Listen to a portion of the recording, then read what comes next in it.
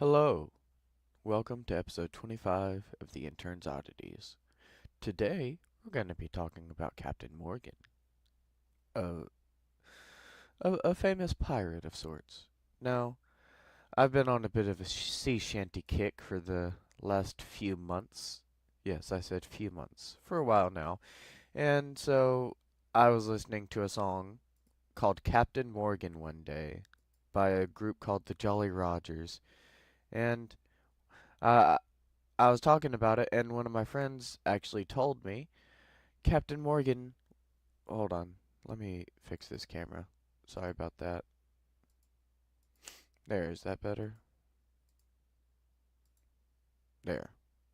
I don't know why it does this. I have gig speed internet. This is really stupid that I have to worry about my camera lagging when I have gig speed internet. But, anyways, so Captain Morgan was actually a real pirate. Is if you've heard the song, it's not just a song. He was a real pirate. All right? So today I thought we could talk about him. So let me go ahead and see what I got here. So first, we're going to start with a little description of piracy.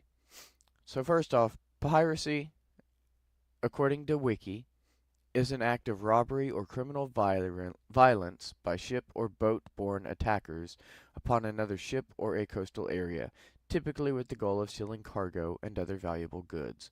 Those who conduct acts of piracy are called pirates, and vessels used for piracy are called pirate ships. The earliest documented instances of piracy were in the 14th century BC, when the Sea Peoples, a group of ocean raiders, attacked the ships of the Aegean and Mediterranean civilizations. Narrow channels which funnel shipping into predictable routes have long created opportunities for piracy, as well as for privateering and commerce raiding. And it goes a bit further, but I think that's a good little intro. So first, there is a pirate known as Henry Morgan. Now, this Henry Morgan person is the one that the song is about. So I wanted to talk about Henry Morgan today. So, according to Wikipedia, Sir Henry Morgan, from the years 1635 to 1688, was a British privateer, plantation owner, and later Lieutenant Governor of Jamaica. Yeah, a pirate went on to become governor of Jamaica. How awesome is that? From his base in Port Royal, Jamaica, he and those under his commands raided settlements and shipping ports on the Spanish Main, becoming wealthy as they did so. With the prize money and loot from the raids, Morgan purchased 3 large sugar plantations on Jamaica. So, I guess you could say he was doing pretty well for himself as a pirate. Much of Morgan's early life is unknown. He was born in an area of Monmouthshire that is now part of the city of Cardiff. It is not known how he made his way to the West Indies or how the Welshman began his career as a privateer. He was probably a member of a group of raiders led by Sir Christopher Mings in the early 1660s during the Anglo-Spanish War. Morgan became a close friend of Sir Thomas Modiford, the governor of Jamaica. As diplomatic relations between the Kingdom of England and Spain worsened in 1667, Modiford gave Morgan a letter of marque, or a license, to attack and seize Spanish vessels. Morgan subsequently conducted successful and highly lucrative raids on Puerto del Príncipe, now Camagüey in modern Cuba, and Portobello, now Portobello in modern Panama. In 1668, he sailed for Maracaibo, Venezuela, and Gibraltar on Lake Maracaibo. He plundered both cities before destroying a large Spanish squadron as he escaped. So, to clarify, it says right here, Modiford, who was the governor, gave Morgan a letter of marque or a license to attack and seize Spanish vessels. That part really stands out because do you realize what that means? It means He was a legal pirate. He was given legal rights to be a pirate. How awesome is that? Like, he was literally a pirate for the governor. That's cool. I think that's pretty awesome. So, in 1671, Morgan and Company attacked Panama City, landing on the Caribbean coast and traversing the isthmus and its jungles before they attacked the city, located on the Pacific coast. This event occurred after the signing of a peace treaty and, to appease the Spanish, Morgan was arrested and summoned to London in 1672. Oh no. He was literally told by the governor to go do this, and then they arrested him. Never trust the government. They'll screw you over every time. Never, ever trust the government. I'm not going to get too deep into that one right here, though. Anyways. The Welshman was popularly celebrated as a hero and soon regained the favor of the government and King Charles II. Well, good for him. Good for him. Morgan was then appointed a Knight Bachelor in November of 1674 and returned to the colony of Jamaica shortly thereafter to serve as the territory's lieutenant governor. He served on the Assembly of Jamaica until 1683. On 3 separate occasions, he acted as governor in the absence of the then current post holder. His reputation was marred by a scurrilous memoir by Alexander Exquemelin, a former Flemish shipmate of Morgan's, accusing him of widespread torture and other offenses, including during the infamous raid on Panama City. Morgan won a libel suit against the book's English publishers, but Exquemelin's portrayal has negatively shifted the public's and history's view of Morgan as a scoundrel. So if you get too popular, if you get to be too good of a person, too popular, however you want to word it, people will try to take you down out of pure jealousy alone. His life was further romanticized after his 1688 passing, as he became the inspiration for pirate-themed works of fiction across a range of genres, such as I was explaining a minute ago, the song that introduced me to him, or more likely most people or probably know about him from the rum. Yep, there's a rum called Captain Morgan, which you may remember the commercials with the little pirate dude on there. Yeah, so that with the bird, I think he had a parrot or something. Yeah, those weren't just alcohol. He was a real person. Now, let's talk a little bit about his career as a privateer.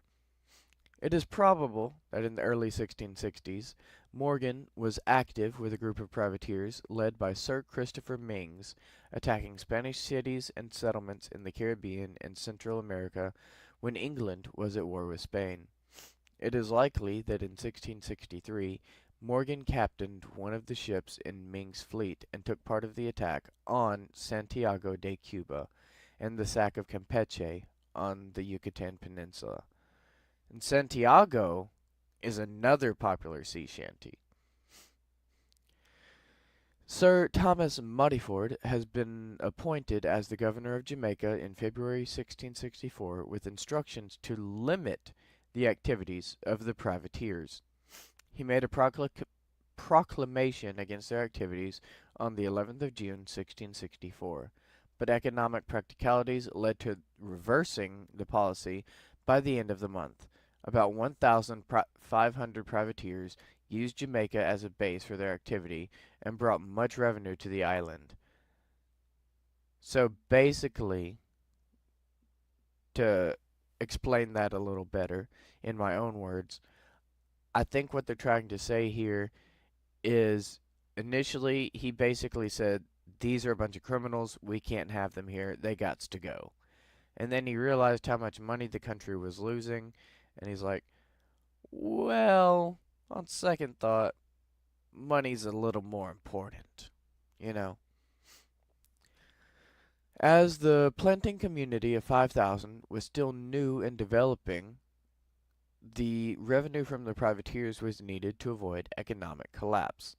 A privateer was granted a letter of marque, which gave him a license to attack and seize vessels, normally of a specified country or with conditions attached. A portion of all spoils obtained by the privateers was given to the sovereign or the issuing ambassador. So it was like a protection racket. It was like an ancient protection racket. In August 1665, Morgan, along with fellow captains John Morris and Jacob Fackman, Fack, Eminem song, sorry, returned to Port Royal with a large cargo of valuables.